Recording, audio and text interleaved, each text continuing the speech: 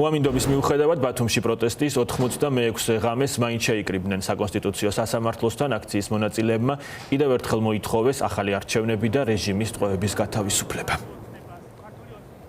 ამინდის მიუხედავად და ყველაფრის მიუხედავად ამ წინააღმდეგობას, ამ სურვილს გადავარჩენოთ ქვეყანა, ვერაფერი უდგება წინ.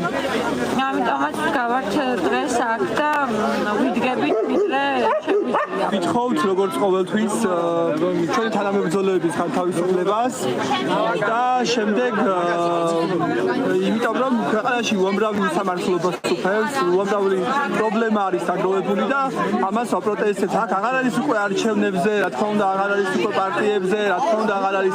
აქ არის იმ სოციოლოგიურ, ეკონომიკურ, პოლიტიკურ, ეკოლოგიურ პრობლემებზე საუბარი, რაც ქვეყანაში არის. რა ვიცი, მეტი რა ვთქვა, რამდენჯერ გავიმეოროთ და მოვითხოვოთ, რომ ყველა პოლიტიკოსი ყოველთვის უნდა გვემსახურებოდეს ჩვენს და არ უნდა ემსახურებოდნენ საკუთარ ინტერესებს.